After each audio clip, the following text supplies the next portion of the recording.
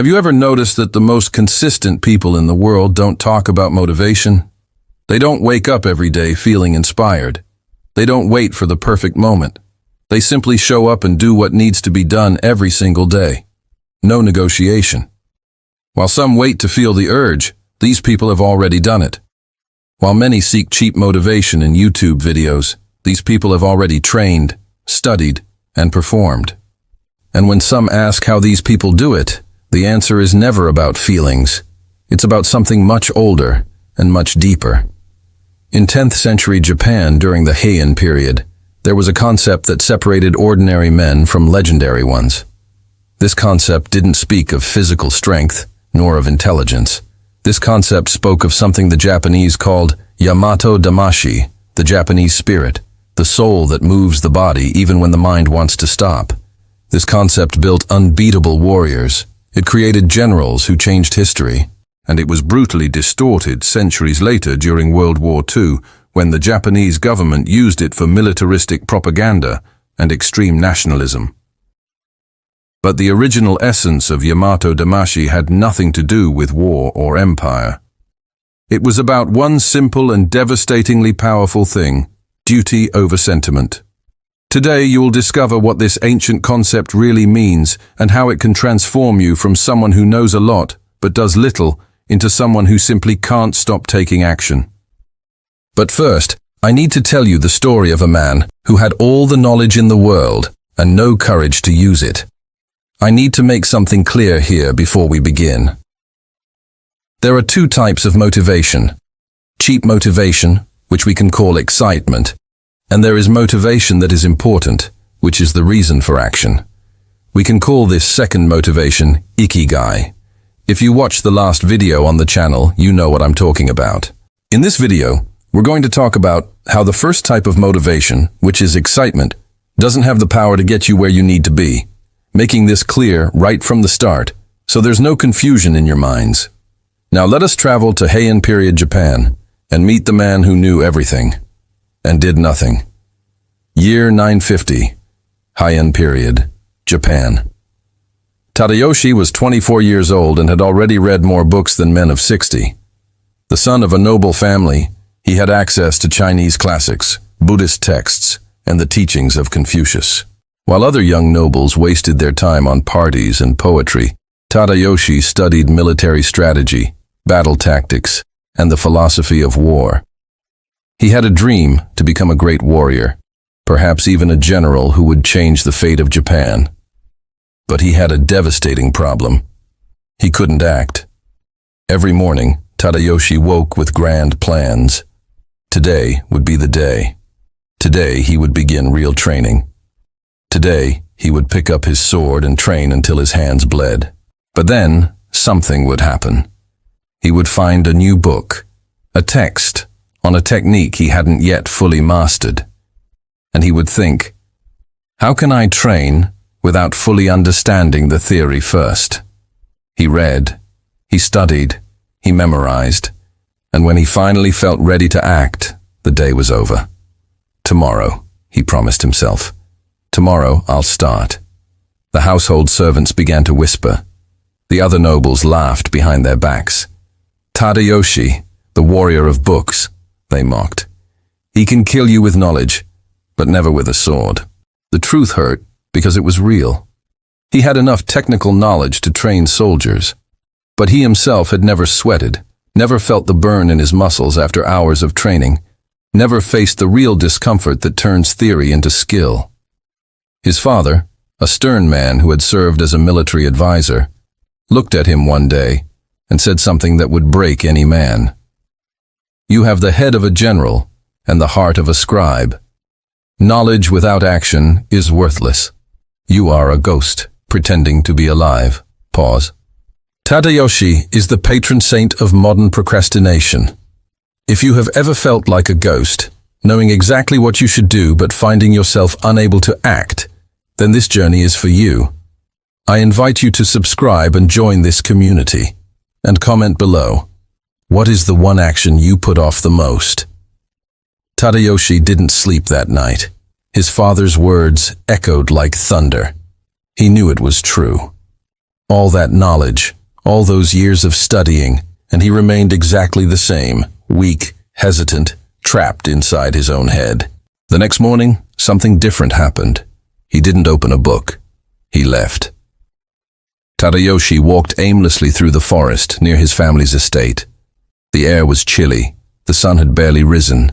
He didn't know what he was looking for. Maybe clarity, maybe an excuse to get back to his books. That's when he heard it. A rhythmic, repetitive sound, metal cutting through air, wood hitting wood. He followed the sound to a small clearing, and there stood a man. He must have been around 50, with graying hair tied back in a simple bun, his body marked by old scars. He moved with a wooden sword, performing the same movements over and over, hundreds of times. The same cut, the same posture, the same breathing. Tadayoshi watched, mesmerized. There was no emotion on the man's face, no expression of effort or pleasure, just movement, pure, constant, relentless. When the man finally stopped, Tadayoshi approached. "Master," he began, using the term of respect without even knowing if the man deserved the title. "I've watched you train. You have a discipline I've never seen. Please teach me." The man looked him over from head to toe. He saw the fine clothes, the soft hands, the posture of someone who had never worked a day. "No," he said simply, and began to turn away. "Wait," Tadayoshi despaired. "I've studied all the techniques. I know Sun Tzu.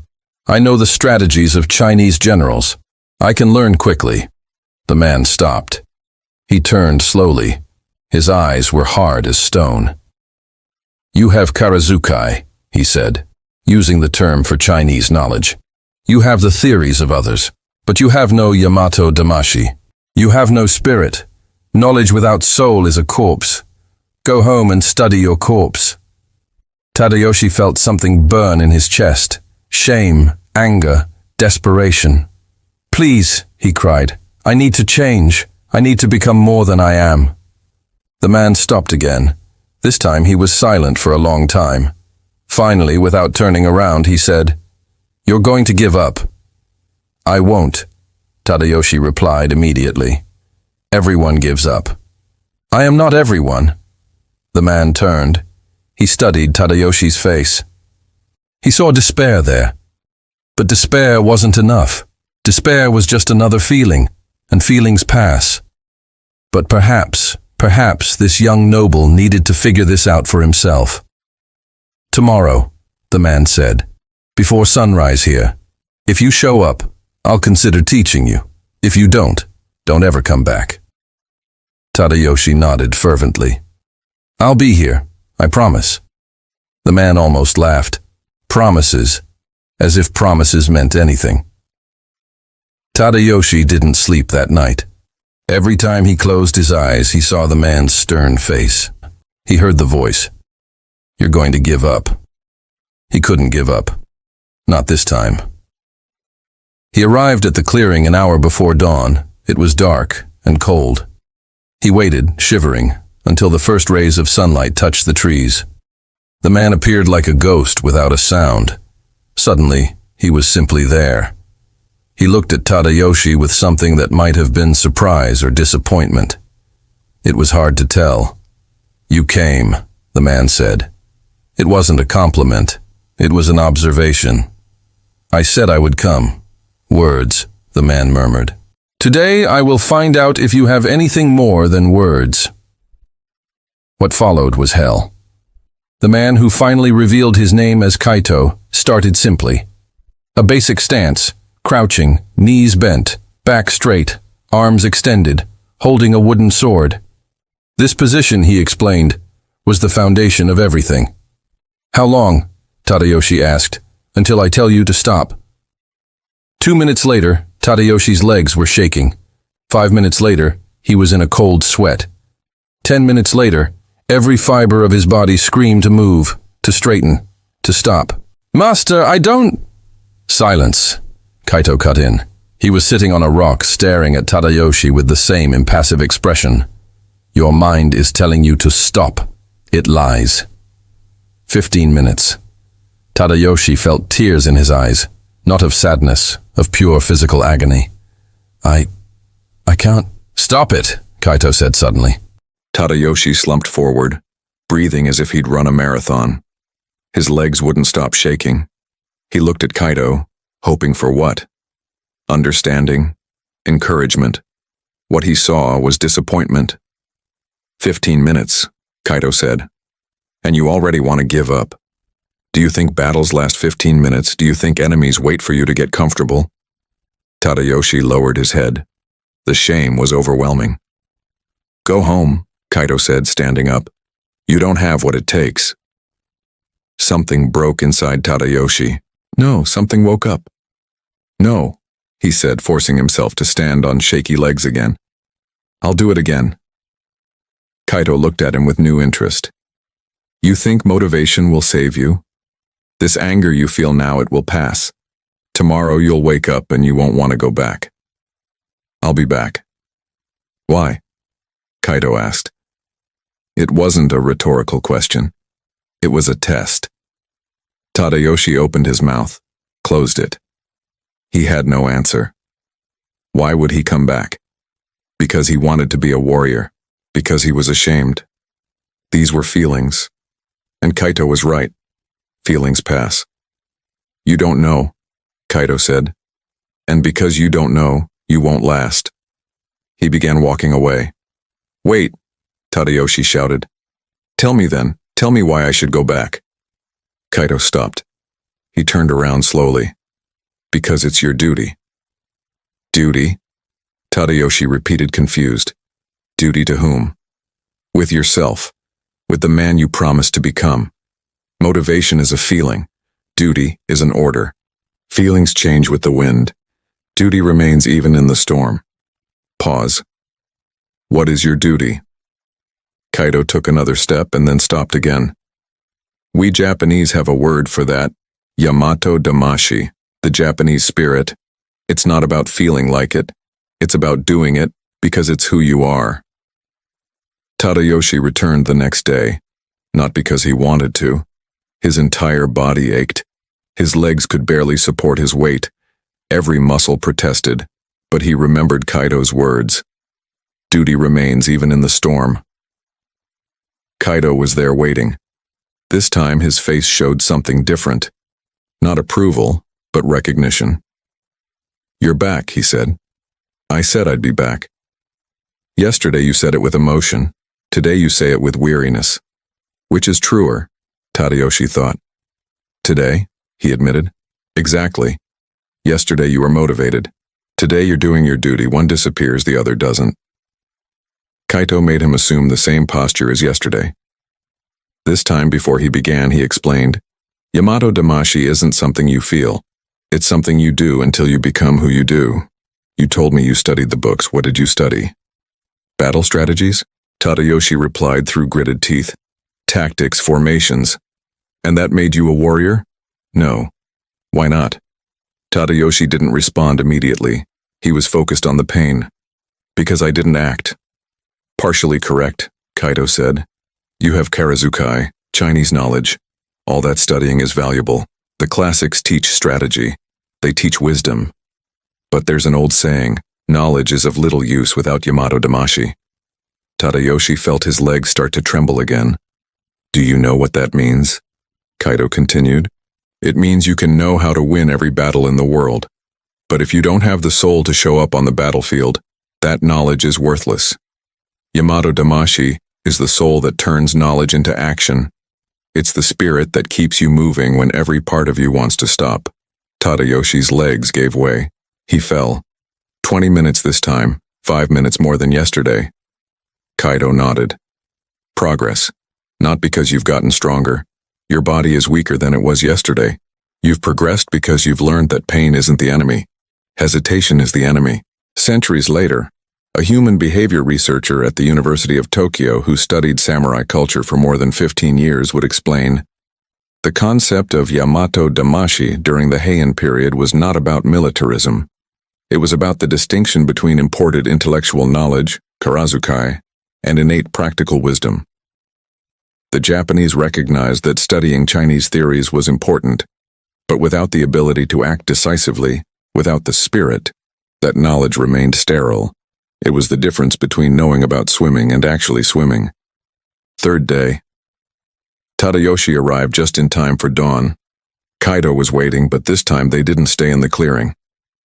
Today you will understand the difference between doing it when you want to and doing it because you have to, Kaido said. Follow me. They walked to a nearby river. The water was fast and cold. Kaido pointed to a rock in the middle of the river. You will stay on that rock in a fighting stance until I tell you to leave. Tadayoshi looked at the icy water. For how long? Until you understand. Tadayoshi stepped into the river. The water was so cold it cut like knives. He jumped onto the rock, slipped, almost fell, but managed to catch his balance. He assumed his stance. The water lapped at his legs. The cold was unbearable. 5 minutes, and he was shaking uncontrollably. 10 minutes, and he couldn't feel his feet. 15 minutes, and he was starting to panic. Every cell in his body screamed, "Get out of here!" He looked at Kaito on the shore. The old man sat motionless, staring at him. "Master," Tadayoshi shouted, "I can't take it." "Your ancestors endured," Kaito shouted back. They stood on battlefields for days. They marched with open wounds. They fought until their last breath. And you can't handle cold water. "But why?" Tadayoshi shouted back. "Why do I have to do this?" "Because it is your duty," Kaito roared. His voice echoed through the forest. "You asked me to teach you. You promised to become a warrior. That's not a request. It's a declaration, and declarations demand duty." Tadayoshi closed his eyes. Tears streamed down his face, mixing with the river water. He thought about giving up. He thought about leaving. It would be so easy. But then he remembered his father's face.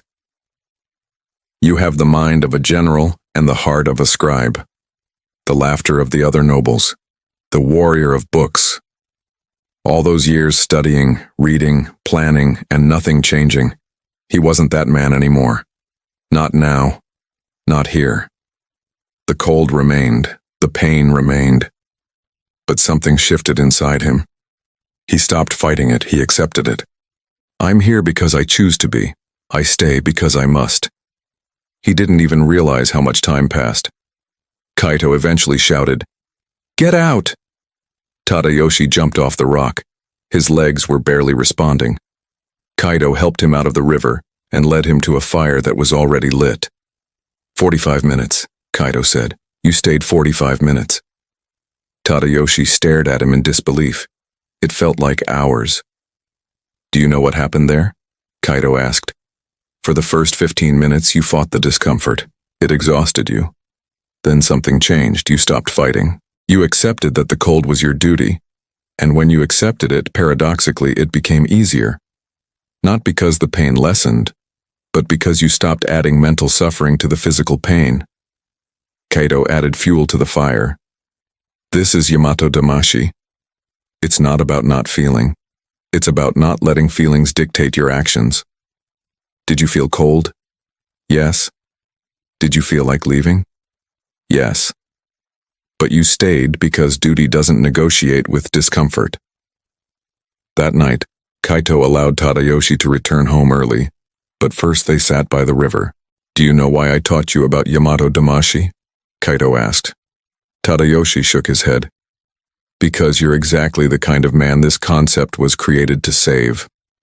Kaito looked up at the stars. Centuries ago, our elite studied the Chinese classics. They were brilliant men, but many of them were like you. They knew everything and did nothing. Knowledge without soul, theory without practice. It was then that our ancestors realized they needed a word to describe what separated the men who just knew from the men who actually did. It wasn't enough to have Karazukai Chinese knowledge. You needed to have Yamato Damashii, the native spirit, the soul that makes you act even when you don't want to. It wasn't about being anti-Chinese. It was about recognizing that knowledge is the tool, but spirit is the craftsman. You can have the best sword in the world, but if you don't have the courage to wield it, it's just pretty metal. Tadayoshi absorbed every word. Do you know what truth those ancients discovered? Kaito asked. That practical wisdom doesn't come from books. It comes from doing, from showing up, from doing your duty when every part of you wants to run away. Yamato Damashii was this: the difference between the scholar who debates war and the warrior who fights in war. Between you 3 days ago and you now.